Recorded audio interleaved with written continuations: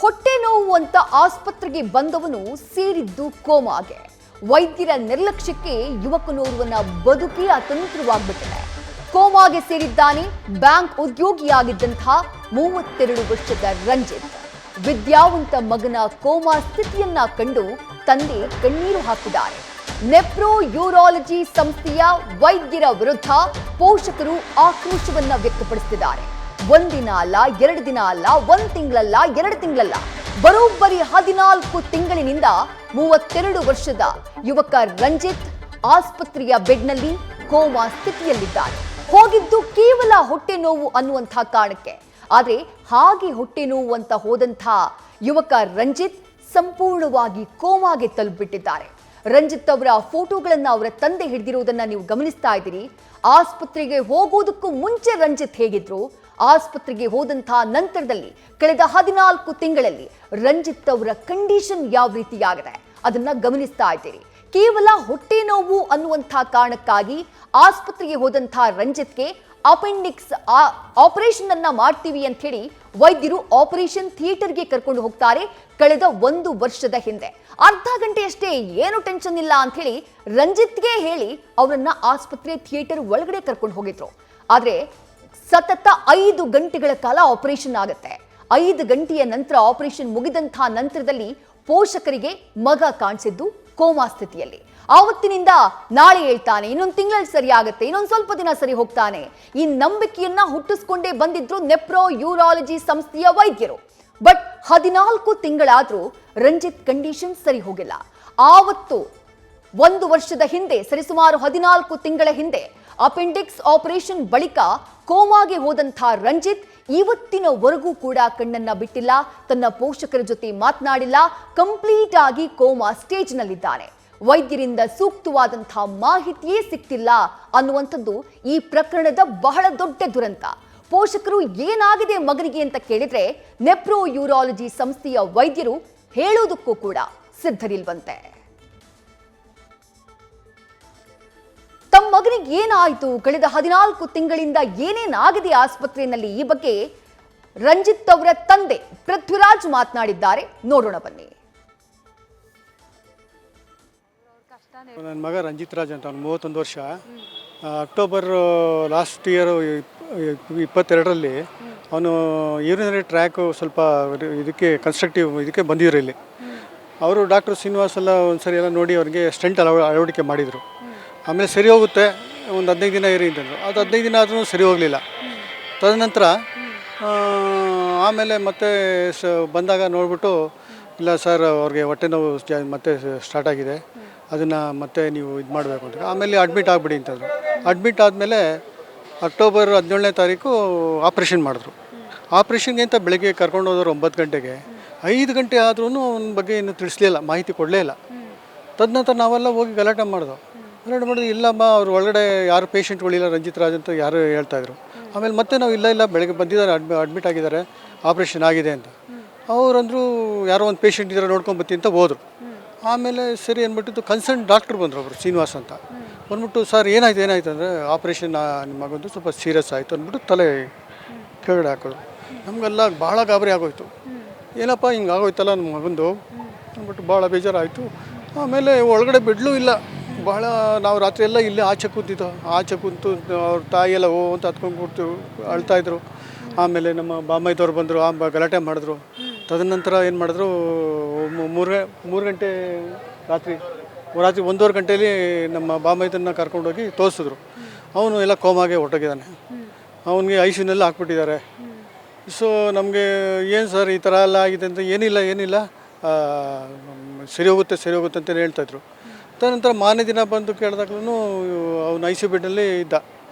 ಅದ ನಂತರ ಎಷ್ಟು 26 ದಿನ ಅವನು ಐಸಿಯುನಲ್ಲಿದ್ದ ಅಂತ ಕಾಣುತ್ತೆ. ಆಮೇಲೆ ಸರಿ ಅಂದ್ಬಿಟ್ಟಿದ್ದು ಅಲ್ಲಿಂದ ಅವ್ರೇನು ಮಾಡೋದು, ಐಸೋಲೇಷನ್ ಬೆಡ್ಗೆ ಶಿಫ್ಟ್ ಮಾಡಿದ್ರು. ಅದು ನಂತರ ಅವನು ಏನು ಕೈ ಕಾಲಿಲ್ಲ, ಮಾತಿಲ್ಲ, ಮಲಗಿದ್ದಂಗೆ ಮಲಗಿದ್ದಾನೆ. ಅವನಿಗೆ ಏನು ಸಮಸ್ಯೆಗಳು ಆಯಿತು ಅಂತ ನಾವು ಡಾಕ್ಟ್ರುಗಳು ಹೇಳ್ತಾ ಇಲ್ಲ. ಏನಾಯಿತು ಅಂದರೆ ಅದನ್ನು ನಮಗೆ ಹೇಳಲ್ಲ ಮಾತು. ಸರ್ ಓಲಿ ನಮ್ಗೆ ರಿಪೋರ್ಟ್ ಕೊಡಿ, ನಾವು ಬೇರೆ ಕಡೆ ಹೋಗ್ತೀವಿ ಅಂದರೆ ರಿಪೋರ್ಟು ಕೊಡೋಲ್ಲ, ಏನಾಯಿತು ಅಂತ ಹೇಳಲ್ಲ. ಇದನ್ನು ಮುಚ್ಚಿಡ್ತಾ ಇದ್ದಾರೆ, ಯಾಕೆ ಹಿಂಗಾಯ್ತೇನೋ ಅಂತ. ಈಗ ನಾವು ಮೇಲೆ ಒಂದು ಒಂದು ತಿಂಗಳ ನಂತರ ನೀವೇನು ಯಾವುದಕ್ಕೂ ವರದಿ ಮಾಡಬೇಡಿ, ನಾವೆಲ್ಲ ಸರಿ ಮಾಡ್ತೀವಿ ಅಂತ 1 ತಿಂಗಳು 2 ತಿಂಗಳು, ಈಗ 14 ತಿಂಗಳಾಗಿದೆ, ಇನ್ನೂ ಬೆಡ್ ಮೇಲೆ ಇದ್ದಾನೆ ಅವನು. ಈಗ ಸ್ಪೆಷಲ್ ವಾರ್ಡಲ್ಲಿ ವಾರ್ಡ್ ನಂಬರ್ 5ರಲ್ಲಿ ಇದ್ದಾನೆ ಅವನು. ಅವನಿಗೆ ನೋಡಿ, ಅವ್ನಿಗೆ ಏನಾಗಿದೆ ಅಂದರೆ ಅವ್ನಿಗೆ ಏನು ಪರಿವೇ ಇಲ್ಲ, ಜ್ಞಾನನೇ ಇಲ್ಲ. ಭಾಳ ಸ್ಮಾರ್ಟ್ ಆಗಿದ್ರು, ಮತ್ತು ಎಲ್ಲರ ಹತ್ರನೂ ಇಲ್ಲಿ ಜೋಕ್ ಮಾಡಿಕೊಂಡು ತಮಾಷೆ ಮಾಡಿಕೊಂಡು ಚೆನ್ನಾಗೇ ಇದ್ದರು. ಹೋಗಿ ಈ ಥರ ಆಯ್ತಮ್ಮ. ಅದು ಆಪ್ರೇಷನ್ಗೆ ಅಂತ ಹೋದಾಗ ಅದು ಒಂದು ಪ್ರಧಾನಮಂತ್ರಿ ಯೋಜನೆ ಇದರಲ್ಲಿ ಆಪ್ರೇಷನ್ಗೆ ಅಂತ ತೊಗೊಂಡ್ರು. ಅದೇನು ಅದರಲ್ಲಿ ಅರ್ಧ ಚಾರ್ಜ್ ಅದು ಕಟ್ಟಿಸ್ಕೊಂಡ್ರು. ಒಂದು BPL ಕಾರ್ಡ್ ಇದೆ, ಸೊ ಹಾಗಾಗಿ ಅರ್ಧ ಚಾರ್ಜ್ ಕಟ್ಟಿಸ್ಕೊಂಡ್ರು. ಅದು ಬಿಲ್ಲೆಲ್ಲ ನಮ್ಮ ಬಾಂಬೆದವರೆಲ್ಲ ಪೇ ಮಾಡಿದ್ದಾರೆ, ಅವ್ರ ಹತ್ರ ಎಲ್ಲ ಡೀಟೇಲ್ಸ್ ಇದೆಮ್ಮ. ಅವರು ಬಾಲಾಜಿ ನರ್ಸಿಂಗ್ ಹೋಮಲ್ಲಿ ಅವನಿಗೆ ಒಂದು ಕಿಡ್ನಿ ಸ್ಟೋನ್ ಅಂತ ಹೋಗಿದ್ದ. ಆವಾಗ ಅವನಿಗೆ ಅದನ್ನು ರಿಮೂವ್ ಮಾಡಿದ್ಮೇಲೆ ಅವ್ನಿಗೆ ಏನೋ ಪ್ರಾಬ್ಲಮ್ ಆಯಿತು. ಆವಾಗ ನೀನು ಅಲ್ಲೋಗ್ಬಿಡಪ್ಪ, ಅದು ಕರೆಕ್ಟಾಗಿ ಮಾಡ್ತಾರೆ ಅಂದ್ಬಿಟ್ಟು ಡಾಕ್ಟರ್ ಶ್ರೀನಿವಾಸನ್ ಅಂತ ಬಾಲಾಜಿ ನರ್ಸಿಂಗ್ ಹೋಮ್ ರಾಮನಗರದಿಂದ ಇಲ್ಲಿ ಕಳಿಸಿದ್ರು. ಅವ್ರು ರೆಫರ್ ಮಾಡಿ ಕಳಿಸಿದ್ರು. ಅವರು ಶ್ರೀನಿವಾಸ್ ಅವ್ರಿಗೂ ಭಾಳ ಪರಿಚಯ ಉಂಟು, ಹಾಗಾಗಿ ಇಲ್ಲಿಗೆ ರೆಫರ್ ಮಾಡಿದ್ರು. ನಿಮ್ಮ ಮಗ ಎದ್ದು ಬರ್ತಾನೆ, ನಡ್ಸ್ಕೊಂಡು ಹೋಗ್ತೀವಿ, ಆ ಥರ ಒಂದು ಕಾನ್ಫಿಡೆನ್ಸ್ ನಮ್ಮಲ್ಲಿ ತುಂಬ್ತಾಯಿದ್ರು. ನಾವು ಇವತ್ತು ಸರಿ ಹೋಗ್ತು, ಆವತ್ತು ದಿನ ಇದೆ, ನಾವು ದಿನ ಬೆಳಗ್ಗೆ ನಾವು ಬೇರೆ ಓಪ್ನಲ್ಲೇ ಹೋಗ್ತಾಯಿದ್ದೋ. ಮತ್ತು ಏನು ಡೆವಲಪ್ಮೆಂಟ್ಸ್ಗಳೇ ಆಗಲಿಲ್ಲ ಕೊನೆಗೆ. ಅದಕ್ಕೆ ನಾವು ಓಪ್ಸ್ ಬಿಟ್ಬಿಟ್ಟು ನಾವು ಈಗ ಎಲ್ಲ ಕಡೆನೂ ನಾವು ಕಂಪ್ಲೇಂಟು ಕೊಟ್ಟಿದ್ದೀವಿ. ನೇರವಾಣಿ ಡಾಕ್ಟ್ರು ಅಂತಲೇ ಹೇಳ್ಬೋದು. ಯಾಕಂದರೆ ಕೆಲವು ಅವರು ನಮ್ಮ ಹತ್ರ ಏನೋ ಒಂದು ಮಿಸ್ಟೇಕ್ ಆಗಿದೆ, ಅವ್ರೇನು ಬೇಕು ಅಂತ ಮಾಡಿದ್ದಾರೆ ಅಂತ ನಾವು ಹೇಳ್ತಾ ಇಲ್ಲ, ಆದರೆ ಒಂದು ಮಿಸ್ಟೇಕ್ ಏನೋ ಆಗಿದೆ. ಅದರಿಂದ ಇವಾಗ ಪೇಷಂಟ್ ಪಾಪ ಸಫರ್ ಆಗ್ತಾ ಇದ್ದಾರೆ, ಅವ್ರ ಫ್ಯಾಮಿಲಿ ಎಲ್ಲ ಸಫರ್ ಆಗ್ತಾ ಇದ್ದಾರೆ. ನಾವು ಕೂಡ ಅವ್ರ ಜೊತೆ ಎಲ್ಲ ಸಪೋರ್ಟ್ ಮಾಡಿ ನಮಗೂ ಸಾಕಾಗಿದೆ. ಈಗ 14 ಮಂತ್ಸ್ ಆಯಿತು, ಇನ್ನೂ ಪಾಪ ಅವನು ಅದೇ ಸ್ಥಿತಿಯಲ್ಲಿದ್ದಾನೆ. ಈಗ ವೆಜಿಟೇಟಿವ್ ಸ್ಟೇಟ್ ಅಂತ ಹೇಳ್ತಾರೆ ಅದಕ್ಕೆ. ಏನಿಲ್ಲ, ಮಾತಿಲ್ಲ, ಏನಿಲ್ಲ, ಹಾಗೇ ಇರ್ತಾನೆ, ನೋಡ್ತಾ ಇರ್ತಾನೆ. ಆದರೆ ವಿಜುವಲ್ ಕೂಡ ಇಲ್ಲ ಅವನಿಗೆ, ಏನಿಲ್ಲ. ಜಸ್ಟ್ ಅವನಿಗೆಲ್ಲ ಫುಡ್ ಎಲ್ಲ ಇದರಲ್ಲಿ ಪೈಪಲ್ಲಿ ಹೋಗ್ತಾ ಇದೆ. ಈಗ ಡಾಕ್ಟ್ರು ಏನು ಹೇಳ್ತಾ ಇದ್ದಾರೆ ಸರ್, ರಿಕವರಿ ಆಗೋ ಚಾನ್ಸಸ್ ಇದೆಯಾ ಅಂತ? ಏನಂತ ಡಾಕ್ಟ್ರು ಆಯಿತು ಅವನಿಗೆ ಫಿಸಿಯೋಥೆರಪಿ ಮಾಡಿಸಿ ಇದು ಮಾಡಿ ಅವ್ರಿಗೆ ಹೊಟ್ಟೆಗೆಲ್ಲ ಬಾಯಲ್ಲಿ ಕೊಡಿ ಊಟ ಎಲ್ಲ ಅಂತ ಹೇಳ್ತಾ ಇದ್ದಾರೆ. ಕಂಟಿನ್ಯೂ ಅವ್ರು ಹೇಳ್ತಾ ಇದ್ದಾರೆ, ಕಂಟಿನ್ಯೂ ಫಿಸಿಯೋಥೆರಪಿ ಮಾಡಿದರೆ ಪೇಷಂಟ್ಗೆ ಆದಷ್ಟು ಬೇಗ ಕ್ಯೂರ್ ಆಗ್ಬೋದು ಅಂತ ಹೇಳ್ತಾ ಇದ್ದಾರೆ ಅಷ್ಟೇ. ನಮಗೆ ಸರ್ ಈಗ ಇಲ್ಲಿ ಈ ಥರದ ಪರಿಸ್ಥಿತಿ, ಅಟ್ಲೀಸ್ಟ್ ಅವರನ್ನು ಡಿಸ್ಚಾರ್ಜ್ ಮಾಡಿ ಬೇರೆ ಕಡೆ ಆದರೂ ಅಡ್ಮಿಟ್ ಮಾಡಿ. ಅದು ಕೇಳಿದ್ವಿ ಮೇಡಮ್, ಬೇರೆ ಕಡೆ ಸ್ಟಾರ್ಟಿಂಗಲ್ಲೇ 1.5 ಮಂತಲ್ಲೇ ಅವನು ICUಯಿಂದ ಹೊರಗೆ ಬಂದಾಗಲೇ ಕೇಳಿ ಎಷ್ಟೋ ರಿಕ್ವೆಸ್ಟ್ ಮಾಡ್ಕೊಂಡು ಕೊಡಿ. ಯಾಕೆಂದರೆ ಇದು ಬ್ರೈನ್ಗೆ ಸಂಬಂಧಪಟ್ಟಿದ್ದು, ಇದು ನೆಫ್ರಾನ್ ಯೂರಾಲಜಿ ಇದು. ಅದಕ್ಕೆ ನಾವು ಬೇರೆ ಡಾಕ್ಟರ್ ಹತ್ರ ತೋರಿಸ್ತೀವಿ, ಅಟ್ಲೀಸ್ಟ್ ಅವ್ರು ಏನಾದರೂ ನಮಗೆ ಗೈಡೆನ್ಸ್ ಮಾಡ್ತಾರೆ ಇದ್ರ ಬಗ್ಗೆ ಅಂದರೆ, ಇವರು ಇಲ್ಲ, ನೀವು ನಮ್ಮ ರಿಪೋರ್ಟ್ ಒಳಗಡೆಯಿಂದ ಯಾರಿಗೂ ಕೊಡಲ್ಲ, ನೀವು ಹೋಗಿ ಸೂಪರ್ಟೆಂಡೆಂಟ್ ಹತ್ರಕ್ಕೆ, ಮೆಡಿಕಲ್ ಸೂಪರ್ಟೆಂಡೆಂಟ್ ಹತ್ರ ಕೇಳಬೇಕು, ಅವ್ರು ನಿಮಗೆ ರಿಪೋರ್ಟ್ ಕೊಡ್ತಾರೆ, ಕೇಳಿ. ನಾವು ಎಲ್ಲಿ ಹೋಗೋದು ಮೆಡಿಕಲ್ ಆದ್ರೂ ನಾವು ಬೇರೆ ಡಾಕ್ಟರ್ಗಳ ಹತ್ರ ಹೋದ್ವಿ. ಈಗ ಚೆನ್ನೈಗೆ ಹೋದ್ವಿ, ಚೆನ್ನೈಲಿ ಬ್ರೈನ್ ಆ್ಯಂಡ್ ಸ್ಪೈನ್ ಅಂತ ಇದೆ, ಅಲ್ಲಿ ಕೂಡ ಹೋಗಿ ಡಾಕ್ಟರ್ ಅವ್ರು ಹೇಳ್ತಾರೆ ನಮ್ಮ ಪೇಷಂಟ್ನ ನೋಡದೆ ನಾವು ಯಾವ ಟ್ರೀಟ್ಮೆಂಟು ಕೊಡೋಕ್ಕಾಗಲ್ಲ ಅಂತ. ಇದನ್ನೇ ಇವರು ಮೊದಲೇ ಮಾಡಿದರೆ ನಮ್ಗೆ ಏನಾದರೂ ಒಂದು ಉಪಯೋಗ ಆಗ್ತಿತ್ತು, ಅವನಿಗೆ ಸ್ಟೂಡೆಂಟ್ಗೆ, ಅವನು ಪಾಪ ಪೇಷಂಟ್ಗೆ ಏನಾದರೂ ಉಪಯೋಗ ಆಗ್ತಿತ್ತು ಅಂತ ನನ್ನ ಅನಿಸಿಕೆ ಮೇಡಮ್. ಈಗ ಏನಾಗ್ಬೋದು ಅಂತ ಏನು ಹೋಪ್ಸ್ ಇದೆ ಸರ್ ನಿಮ್ಗೆ? ಈಗ ಹೋಪ್ಸ್ ಇವಾಗ ಡಾಕ್ಟರ್ ಕೊಟ್ಟಿದ್ದು ಇಲ್ಲಿವರೆಗೂ ಹೋಪ್ಸ್ ಇತ್ತು, ಇನ್ನು ಹೋಪ್ಸ್ ಎಲ್ಲ ಕಳ್ಕೊಳ್ತಾ ಇದ್ದೀವಿ. ಇನ್ನು ದಿನ ಬರ್ತಾ ಇನ್ನೇನು ಮಾಡ್ಕೊಡೋದಕ್ಕೆ ರೆಡಿ ಇಲ್ಲ ನಿಮಗೆ? ಡಿಸ್ಚಾರ್ಜ್ ನಾವು ಕೇಳಿದರೆ ಕೊಡ್ತಾರೆ. ಈಗ ನಾವು ಈ ಕಂಡೀಷನಲ್ಲಿ ತೊಗೊಂಡೋಗಿ ಏನು ಮಾಡೋದು? ಈಗ ನಮಗೆ ಇಲ್ಲಿಂದ ಬಿಟ್ಟ ತಕ್ಷಣ ಇನ್ಫೆಕ್ಷನ್ ಸ್ಟಾರ್ಟ್ ಆಗುತ್ತೆ, ಅದೆಲ್ಲ ನೋಡಬೇಕಲ್ಲ ನಾವು. ಮನೆಗೆ ಇಲ್ಲಿ ಬೇರೆ ಟ್ರಿಕಾಸ್ಟಿಮಿ ಹಾಕಿದ್ದಾರೆ, ಅದೆಲ್ಲ ಇನ್ಫೆಕ್ಷನ್ ಆದರೆ ಮತ್ತೆ ನಾವು ಮನೇಲಿ ಏನು ಮಾಡ್ಲಿಕ್ಕಾಗಲ್ಲ. ಇದು ಕತೆ. ಇದು ಯಾರಾಗ 1 ವರ್ಷ 2 ತಿಂಗಳು ಪೇಷಂಟ್ ಇಟ್ಕೋತಾರೆ ಅಂದ್ರೆ ಹೇಳೋಣ. 3 ತಿಂಗಳ ಮೇಲೆ ಇಟ್ಕೊಳ್ಳೋದಿಲ್ಲ ಅಂತ ಹೇಳ್ತಾರೆ. ಅಲ್ಲ 3 ತಿಂಗಳ 1 ವಾರದಲ್ಲಿ ಬೆಡ್ ಇಲ್ಲ ಅಂತ ಆಚೆ ಕಳಿಸ್ತಾರೆ. ಪೊಲೀಸ್ ಕಂಪ್ಲೇಂಟ್ ಆಗಿದೆ, ತಂದೆ ಪೊಲೀಸ್ ಕಂಪ್ಲೇಂಟ್ ಕೊಟ್ಟಿದ್ದಾರೆ. ಆದ್ರೂ ಕೂಡ ಇವರು ಇದು ಮಾಡ್ತಾರೆ ಅಂತಂದ್ರೆ ಇನ್ನು ಯಾವ ಮಟ್ಟದ ಹಾಸ್ಪಿಟಲ್ ಇದು? ಯಾವ ಮಟ್ಟದ ಹಾಸ್ಪಿಟಲ್ ಇದು? ಆಮೇಲೆ ನೀವು ಬಿಡಲ್ಲ ಅಂತಂದ್ರೆ ಒಳಗಡೆ ಏನಾಗ್ತಿದೆ ಅಂತಂದ್ರೆ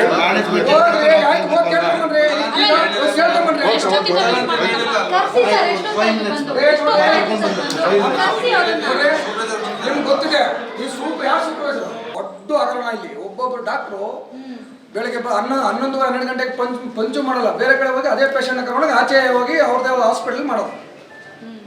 ಇದು ಕತೆ. ಕೆಳಗಡೆ ಬಂದು ಮಾತಾಡ್ತೀನಿ. ಕೆಳಗಡೆ ಬರಲ್ಲಪ್ಪ, ನಾನು ಓತ ಪರ್ಮಿಷನ್ ತಗೊಂಡಿದ್ದೀನಿ.